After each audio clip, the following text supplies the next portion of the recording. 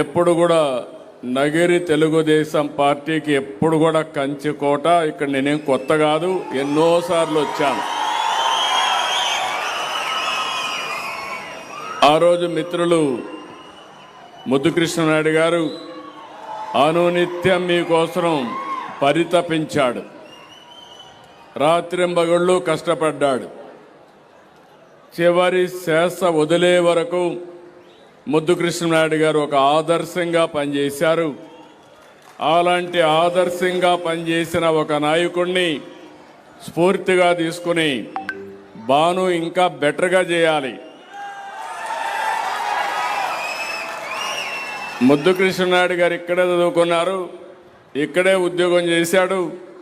NT Ramarao గారు పిలిపిస్తే ఆ పిలుపును అందుకుని మొట్టమొదటిసారి రాజకీయాల్లో చేరిన వ్యక్తి, ఎమ్మెల్యేగా పోటీ చేసిన వ్యక్తి ముద్దుకృష్ణనాయుడు గారు.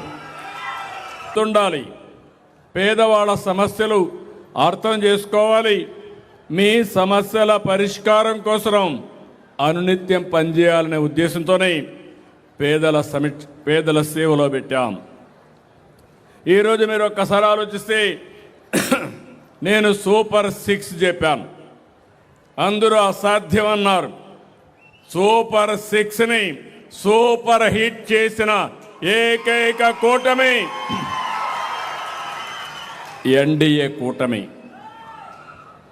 ఈరోజు మీలో ఇంత ఉత్సాహం ఉందంటే అందరికీ తల్లికి వందనం వస్తూ ఉంది.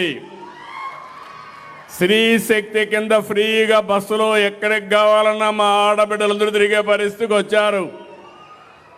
అన్నదాత సుఖీభవ సమర్థవంతంగా అమలు చేస్తున్నాం. దీపం 2 కింద 3 సిలిండర్లు ఉచితంగా ఇస్తున్నాం. పేదలందరికీ పింఛన్లు 4,000, 6,000, 10,000, 15,000, సంవత్సరానికి 33,000 కోట్ల రూపాయలు పేదలకిచ్చే ఏకైక ప్రభుత్వం ఒకే ఒక కార్యక్రమం పెన్షన్ల కార్యక్రమం. అదే సమయంలో 1-2 కాదు, అనేక కార్యక్రమాలతో ముందుకు పోతున్నాం. అయితే ఇక్కడ మీరు గుర్తుపెట్టుకోవాల్సింది స్వచ్ఛాంధ్ర, స్వర్ణాంధ్ర. మనం పీల్చే గాలి స్వచ్ఛంగా ఉండాలి, మన పరిసరాలు పరిశుభ్రంగా ఉండాలి, మనం తాగే నీళ్లు సురక్షితంగా ఉండాలి, తినే తిండి కాలుష్యం లేకుండా మనం తినే తిండి కూడా బాగా ఉంటే ఆరోగ్యం బాగుంటుంది. మంచి తిండి రావాలంటే, మంచి నీళ్లు దొరకాలంటే మనం వేసే పంటల భూమి కూడా స్వచ్ఛందంగా ఉండాలి. ఇవన్నీ చేయాలంటే మన ఆలోచనలు కూడా స్వచ్ఛంగా ఉండాలి. చెడు ఆలోచనలు పెట్టుకొని నేరస్తులు రాజకీయాలు చేస్తే ఏమవుతుందో మనం గతంలో చూసాం. అలాంటి స్వచ్ఛమైన ఆలోచనలు ఉంటే తప్ప ఈ రాష్ట్రానికి, ఈ దేశానికి భవిష్యత్తు ఉండదని చెప్పి కూడా నేను మీకు తెలియజేస్తున్నా. నేను ఒక లక్ష్యంతో మీ దగ్గరికి వస్తున్నా.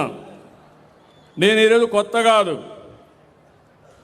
ఈరోజు ఈ కార్యక్రమాన్ని ఇంట్రడ్యూస్ చేసింది మీరు చూస్తే నరేంద్ర మోడీ గారు స్వచ్ఛ భారత్ కార్యక్రమం పెడితే నన్ను చైర్మన్గా పెట్టి 10 మంది ముఖ్యమంత్రులు, అధికారులు అందరం కలిసి దీనికి విధి విధానాలు తయారు చేశాం.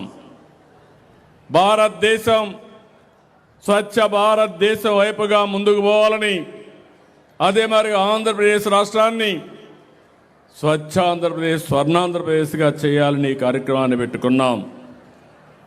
ఈరోజు మీరు గుర్తుపెట్టుకోవాల్సింది, ఎప్పుడో నేను సింగపూర్కి వెళ్ళాను, సింగపూర్లో చూశాను.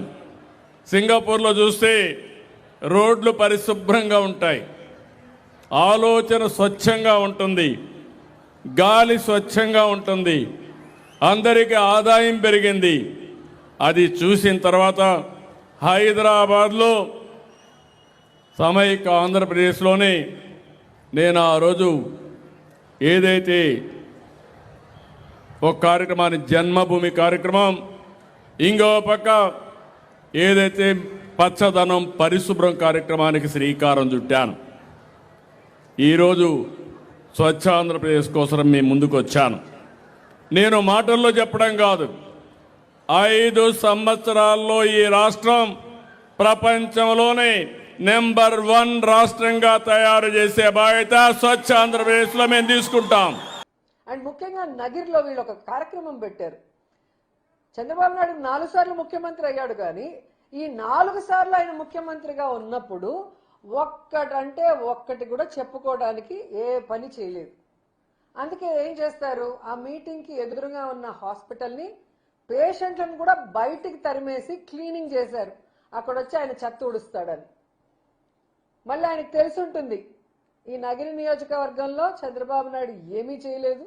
వాళ్ళు ఎక్కడైతే కార్యక్రమం పెట్టారో 100 బెడెడ్ హాస్పిటల్, అది రాజశేఖర రెడ్డి గారి హయాంలో పునాది వేసుకుంది. జగన్మోహన్ రెడ్డి గారి హయాంలోనే డయాలసిస్ సెంటర్తో పాటు అన్ని ఫెసిలిటీస్ని కూడా ఆ హాస్పిటల్కి ఇవ్వటం జరిగింది. అక్కడికి వెళ్తే మనకు అవమానం తప్పదు అనుకొని అటు పక్క పోకుండా మీటింగ్లోనే కూర్చోవడం మనం అందరూ గమనించాల్సిన విషయం.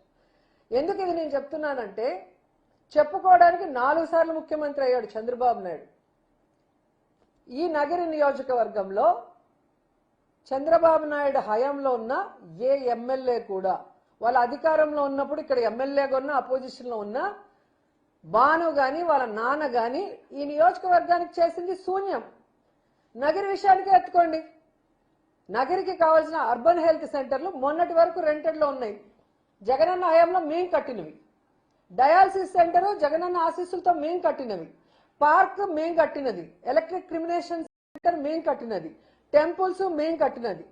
పాలిటెక్నిక్ కాలేజ్ పుత్తూరులో మేం కట్టినది. షాదీ మహల్ మేం కట్టినది. టీటీడీ ద్వారా వడమాలపేటలో కళ్యాణ మండపం కట్టాము. ఇప్పుడు నగిరి రూరల్లో బుగ్గాగ్రహారం దగ్గర మేమే కట్టాము. నిండ్రలో టెంపుల్ కట్టాము. సబ్ స్టేషన్లో ఐటీ కాలేజ్ కట్టినాం. ఇలా చెప్పుకుంటూ పోతే చెప్పడానికి కొన్ని వందలు ఉన్నాయి. రైతు భరోసా కేంద్రాలు, సచివాలయాలు, అర్బన్ హెల్త్ సెంటర్లు అన్నీ కూడా చెప్పుకోవడానికి, విలేజ్ క్లినిక్లతో సహా రోడ్లు, డ్రైన్లు, పేదవాడికి ఇళ్లతో సహా ఇవి మేము చేశామని గర్వంగా చెప్పడానికి, చూపించడానికి ఉన్నాయి.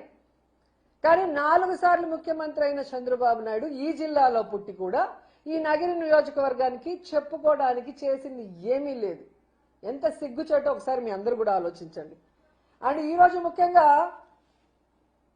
చింతపట్టులో మీటింగ్ పెట్టాలనుకున్నారు చంద్రబాబు నాయుడుతో. గత 3-4 రోజులుగా కలెక్టర్ గారు ఆ ప్రాంతంలో తిరిగితే జనాల మధ్యలో వచ్చిన వ్యతిరేకత చూసి పారిపోయారు కలెక్టర్ గారు. ఎందుకంటే ప్రతి ఎన్నికల ముందు వస్తారు చంద్రబాబు నాయుడు, మీకు ఖచ్చితంగా ఈ టెక్స్టైల్ పార్కు, చేనేత కార్మికులు ఎక్కువగా ఉన్నారు కాబట్టి టెక్స్టైల్ పార్క్ కట్టిస్తాను అంటాడు. ఎలక్షన్ అయిపోయాక మళ్ళీ పంగనామాలు పెడతాడు. మొన్న ఎలక్షన్లో ఇదే చెప్పి చేయలేదు కాబట్టి అందరూ కలెక్టర్ని నిలదీశారు. అలాగే ఎన్నికల్లో మీటింగ్లకు వచ్చిన ప్రతిసారి ఇక్కడున్న పవర్ లూమ్స్ వాళ్ళకి 500 యూనిట్ల ఫ్రీ పవర్ ఇస్తామని చెప్పి వాగ్దానం చేస్తాడు. మొన్న అయితే ఏకంగా జియోనే చేశారు. ఇక్కడున్న మా అమాయకులైన చేనేత కార్మికులు అసలు సంబరపడిపోయి పాలాభిషేకాలు చేసేసి మీటింగ్లు పెట్టేసి, ఇక్కడ ఒక పనికిమాలిన ఎమ్మెల్యే ఉన్నాడు, ఏ పని చేయడు, మనుషులకి కనిపించడు, ఫోన్లు ఎత్తాడు, వాడిని కూడా పొగడేశారు. మాకు ఆశ్చర్యం వేసింది, ఇది ఎలా సాధ్యం? జగనన్న చేయలేదు, నేను ఎలా చేస్తాడు? కొన్ని లక్షల రూపాయలు ఈరోజు పిల్లల చదువు కోసం కానీ, ఆరోగ్యం కోసం కానీ, వాళ్ళకి పక్కా ఇళ్ల కోసం కానీ ఇంత చేసిన వ్యక్తి చేనేత కార్మికులు కోవిడ్లో కూడా స్కూల్ యూనిఫామ్స్ తో దాదాపుగా 10 కోట్ల రూపాయలకు పైగా వాళ్ళకి డబ్బులు వచ్చే విధంగా యూనిఫామ్ల ఆర్డర్లు ఇచ్చారు. నేతన్న నేస్తం ఇచ్చారు. రాజశేఖర రెడ్డి గారు అయితే ఏకంగా ఇక్కడున్న వాటర్ పొల్యూట్ కాకుండా ఈటీపీ ప్లాంట్ ఇచ్చి ఇక్కడున్న వాళ్ళని కాపాడితే అన్నిటినీ నాశనం చేసేసిన వీళ్ళు. ముద్దుకృష్ణ నాయుడు నాశనం చేశాడు. మున్సిపాలిటీయే లేకుండా చేస్తా మేము అధికారంలో వస్తే, మీరు పన్నులు కట్టొద్దండి అని చెప్పి అందరినీ చెడగొట్టాడు. ఈటీపీ ప్లాంట్ కనెక్షన్ ఇవ్వద్దండి, అసలు కట్టాల్సిన అవసరం లేదు అని చెప్పి చెడగొట్టాడు. అధికారంలోకి 2014లో వచ్చినా ఇంతవరకు మున్సిపాలిటీ క్యాన్సిల్ అవ్వలేదు. ఈటీపీ ప్లాంట్లో కనెక్షన్ ఇవ్వకపోవటం వల్ల ఈరోజు ఎక్కడ బోర్లు వేసినా రంగు నీళ్లతో, కెమికల్ నీళ్లతో ప్రతి ఒక్కరికి స్కిన్ డిసీజ్ వస్తూ ప్రతి ఒక్కరికి కిడ్నీల ప్రాబ్లం వచ్చి డయాలసిస్ కోసం పరుగులు తీసే పరిస్థితి. బుద్ధకృష్ణ నాయుడు ఆయన కొడుకు ఉన్న అతను ఎమ్మెల్యేగా నాశనం చేసేసి ఈరోజు ఏదో ఆయన పుట్టినప్పటి నుంచి పార్టీకి వచ్చినప్పటి నుంచి ప్రజల కోసమే పనిచేశాడు, ప్రజల కోసమే బతికాడని చెప్పి సిగ్గు లేకుండా అబద్ధాలు చెప్తుంటే నగిరి ప్రజలు అలా ఆశ్చర్యపోయి చూస్తున్నారు. ఏంట్రా ఇంత సిగ్గు లేకుండా కన్నార్పకుండా ఎలా వీళ్ళు ఇన్ని అబద్ధాలు చెప్పగలరు అనేసి. చాలా బాధాకరం ఏంటంటే అసలు చిత్తూరు జిల్లాలో పుట్టిన చంద్రబాబు నాయుడు చిత్తూరు జిల్లాకి ఏం చేయలేదు. ఈరోజు నగిరి నియోజకవర్గాన్ని ఎందుకు ఎంచుకొని వచ్చాడో నాకు తెలీదు. ఇక్కడ చెరుకు రైతులు ఎక్కువగా ఉంటారు. ఏ విధంగా షుగర్ ఫ్యాక్టరీలు మూసేసి తన బినామీలకి అప్పచెప్పడం కోసం చెరుకు రైతుల్ని సర్వనాశనం చేశాడో మనం అందరం చూసాం. మొన్న అధికారంలోకి వచ్చాక మామిడి రైతులను కూడా ఎలా సర్వనాశనం చేశాడో మనం చూసాం. జగన్మోహన్ రెడ్డి గారు బంగారుపాలెం వచ్చేంత వరకు ఈ జిల్లాలో పుట్టి జిల్లా వాసుల వల్ల ముఖ్యమంత్రి అయిన చంద్రబాబు నాయుడికి ఈ మామిడి రైతులు నాశనం అయిపోతున్న విషయం తెలీదా?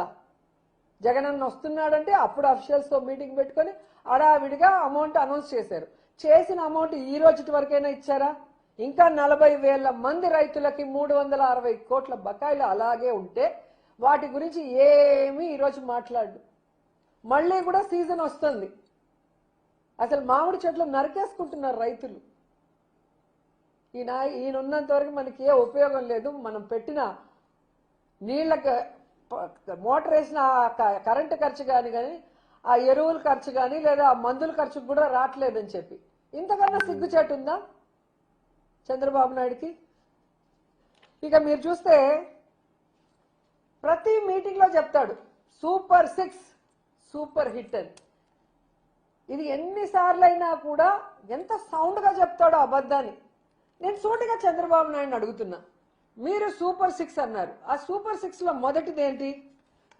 ప్రతి నిరుద్యోగికి ఉద్యోగం ఇస్తాము లేదా 3,000 నిరుద్యోగ భృతి ఇస్తామన్నారు. ఈరోజు 19 నెలలకి ఎంత అయింది?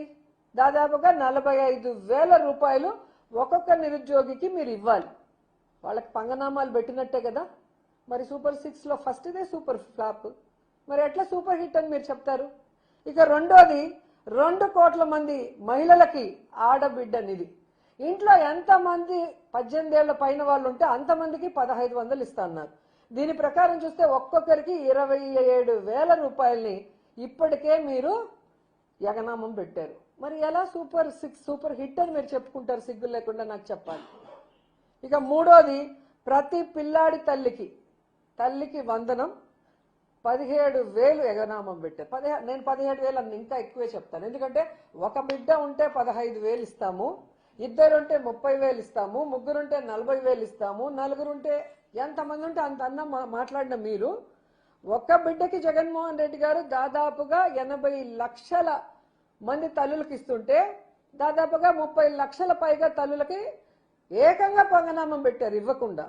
ఇచ్చిన 50 లక్షల మంది తల్లుల్లో ఒక బిడ్డకు గాను ఒకరికి 7,000, ఒకరికి 8,000, ఒకరికి 10,000 అందరికీ యగనామాలు కోతలే పెట్టారు. మరి ఎలా సూపర్ 6 లో సూపర్ హిట్ అని చెప్తారు? 3 సూపర్ ఫ్లాప్. ఇక నాలుగోది రైతుకి ఏడాదికి 20,000 రైతు భరోసా ఇస్తాను. మొదటి సంవత్సరం 20,000, రెండవ సంవత్సరం 20,000. నువ్వు ఇచ్చిందంత 10,000 ఇచ్చి 30,000 పంగనామం పెట్టావు. అవునా కాదా? అలాగే మీరు ఇంతకుముందు చెప్పిన ఆడబిడ్డ అనేది ఫస్ట్ ఇయర్ అయితే మొత్తానికి 80 లక్షల మంది తల్లులకి పంగనామం పెట్టావు. 3-4 బిడ్డలకు కాదు, ఒక బిడ్డకే నువ్వు పంగనామం పెట్టావు. మరి ఏ విధంగా సూపర్ హిట్ చెప్తావు నాకు అర్థం కాదు.